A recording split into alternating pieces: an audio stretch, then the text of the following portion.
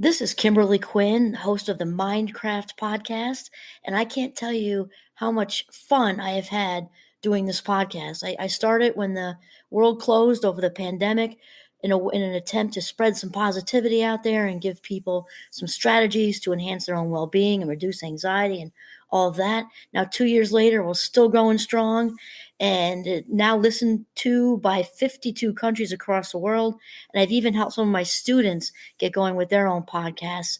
It's super easy to do. And I'll tell you, if you haven't heard about Anchor by Spotify, it is the easiest way to make a podcast with everything you need all in one place.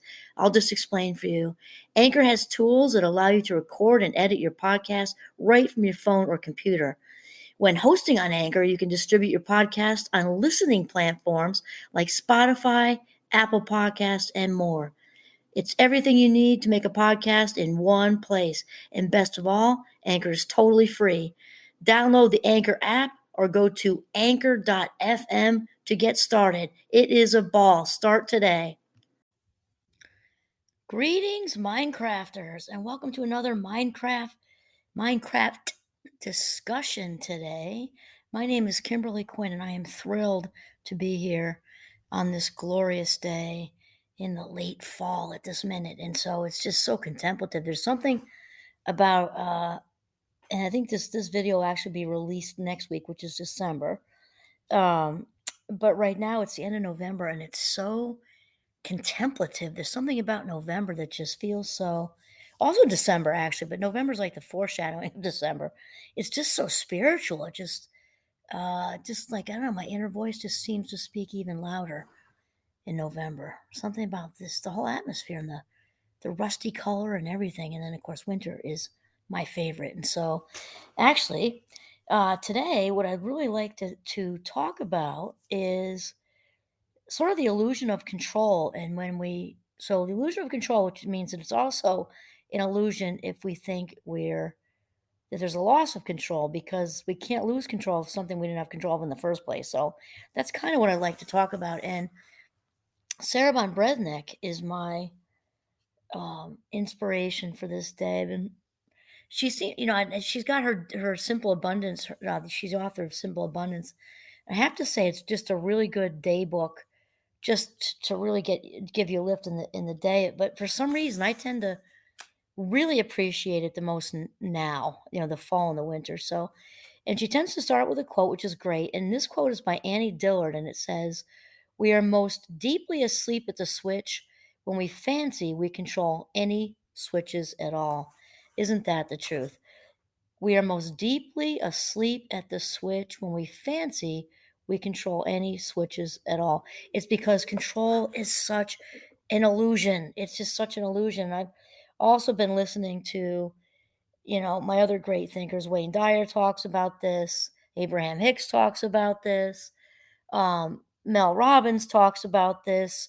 They say things in different ways, but they're all, kind of saying the same thing. And when we sit back and try to manifest your heart's desires, and then, who says that besides those people? Jim Carrey says that. Who's talking about manifesting Dumb and Dumber?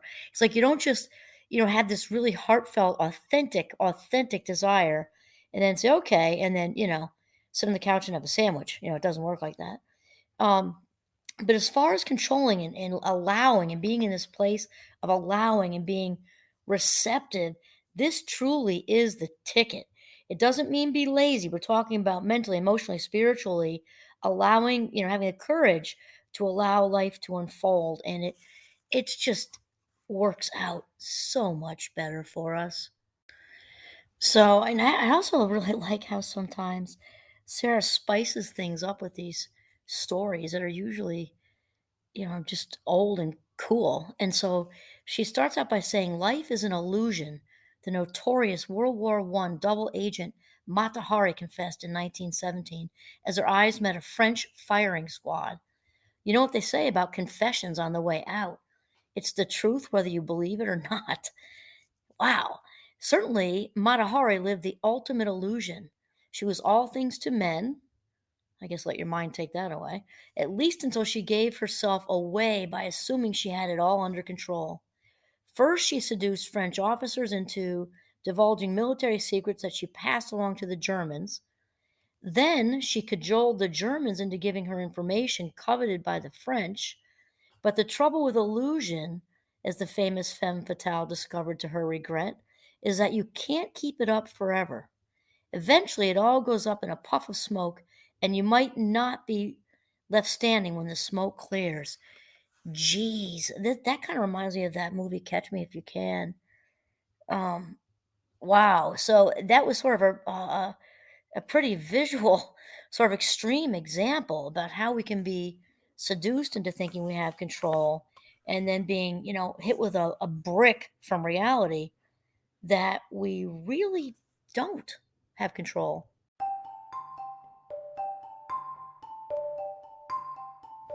And, if we think about it, how much, sort of mental torture we put ourselves through, if we think about the relationship between the feeling of the loss of control to anxiety, right?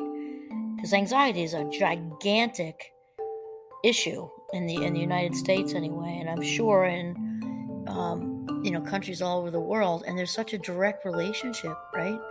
And we're talking about control being an illusion, which means we really don't have to go through all this that we put ourselves through. I'm not making light of it, and certainly it's an observation, not a judgment, because those that deal with anxiety every day are really, it's obviously not pleasant, and valuable life minutes slip through our fingertips, and it's just, however, if we really sort of take a look at it, I think we can sort of gain some of that power back, because once again, control is an illusion, right? So that means all these thoughts we're allowing to circle around this idea of having control are based in fear, right?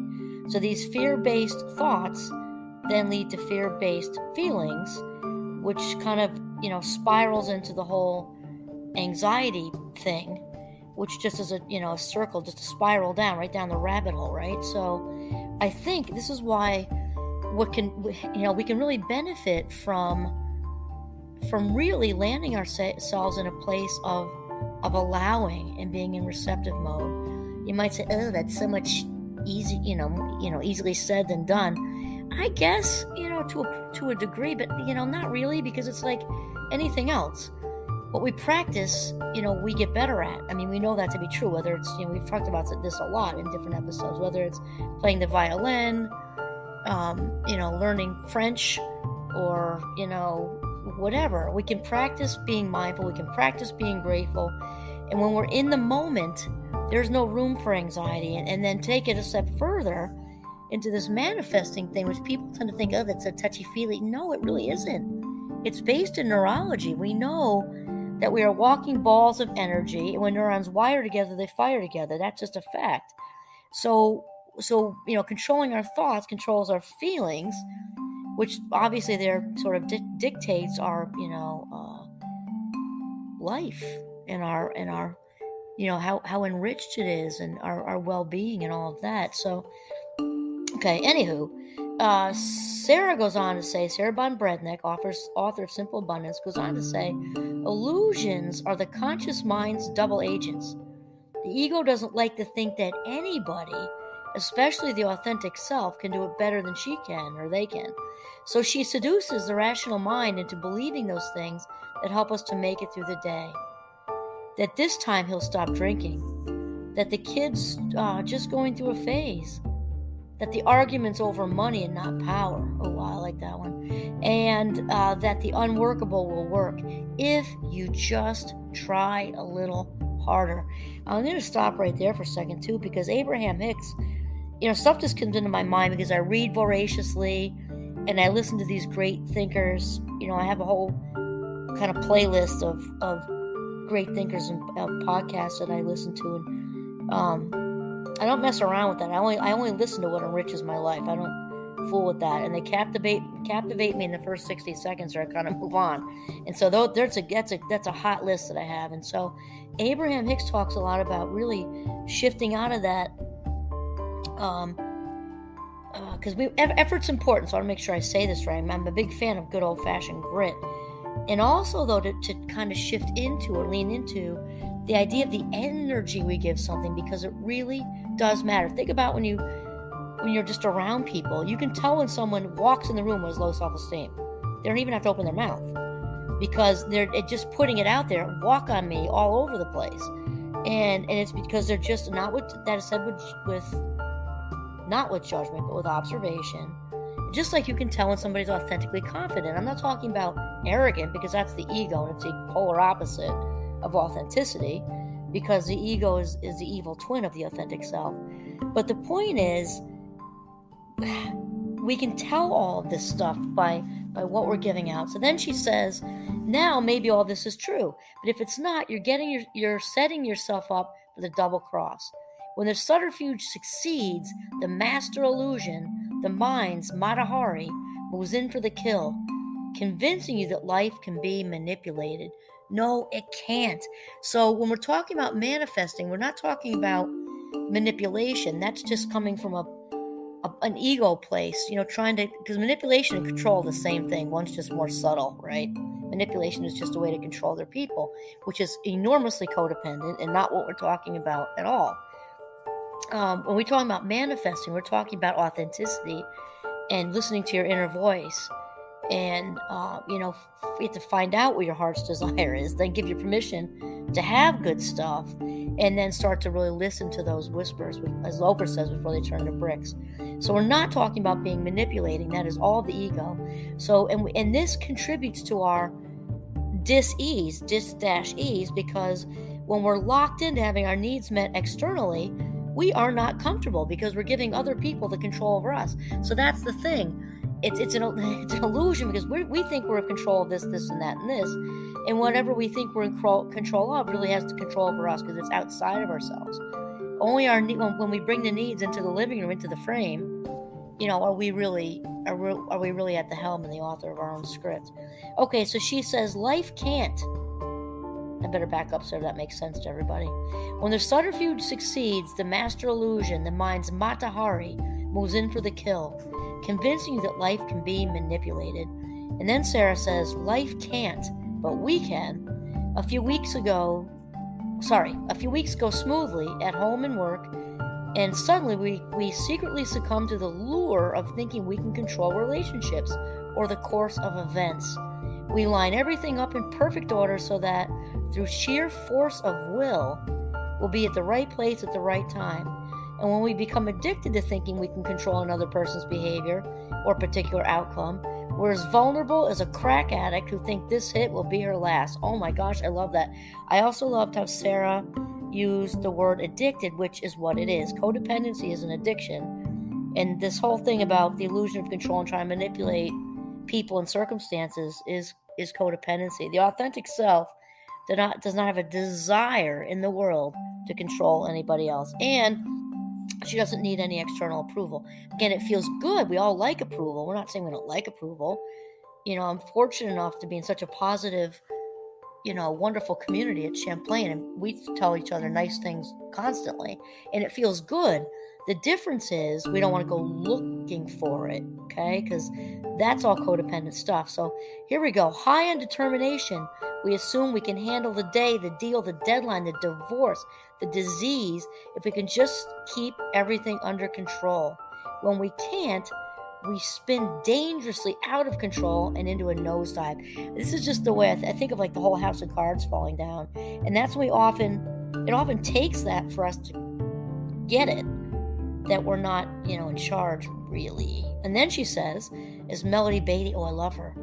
She's the author of Codependent No More. Anyway, as Melanie Beattie reminds us in, the language of letting go, whatever we try to control does have control over us and our life. That right there is the paradox. Whatever we have we feel like we have the need to control, which again is an illusion. Authentic needs are inside of us. That actually is controlling us. That's the irony.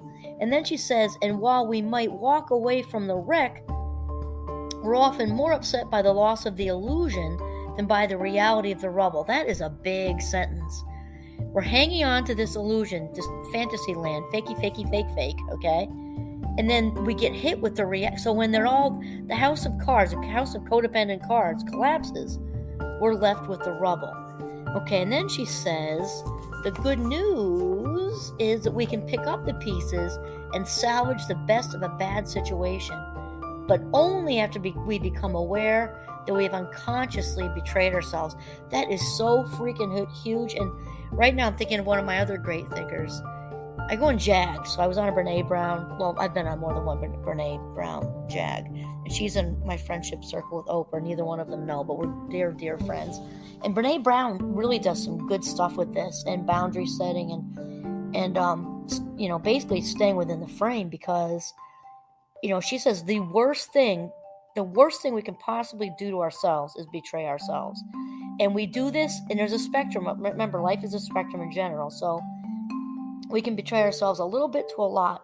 So no matter how you cut it up, whenever we allow the whole external approval thing, whenever we have our needs outside of ourselves, and we allow what other people think of us to matter more than what we think of ourselves, that is self-abandonment. And there is no worse thing we can do to ourselves than abandon us. That is just how it is. And then Sarah says, you can never lose something if you never had it to begin with.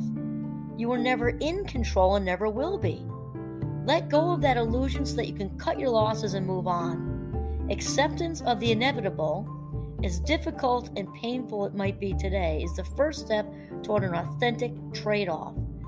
We trade a life that we have tried to control, Melanie Beatty reassures us, and we receive in return something better, a life that is manageable. Oh my gosh, I just love this. I actually used this for the newsletter at Champlain this week, and already had good feedback from people that I guess we're just needing to hear that. And I always appreciate when people let me know what's working and what isn't, if that's the case too, for sure. Always keeping it authentic. But this is a good one, because especially, I think this is a good topic, any time of the year, 365 days plus leap year. Though as we enter into the holidays, I think even, like those of us who have made progress in this area, the holidays are intense sometimes, and they can really sort of be a catalyst sometimes for sending us backwards and sliding into these old, sort of codependent habits. And, as it's been said, as far as a control thing, whether you, the divine connection here, whether you call it God, higher power, the universe, that it's been said that if you really want to make God, or say the universe, laugh, let her know your plans. So it's a much better idea to start practicing being in a place of allowing and being in receptive mode, and then focus on really listening to that inner voice and listen to the direction where you are really meant to be headed. And that's it. This is Kimberly Quinn signing off from Northern Vermont. Have a mindful day and enjoy the holidays.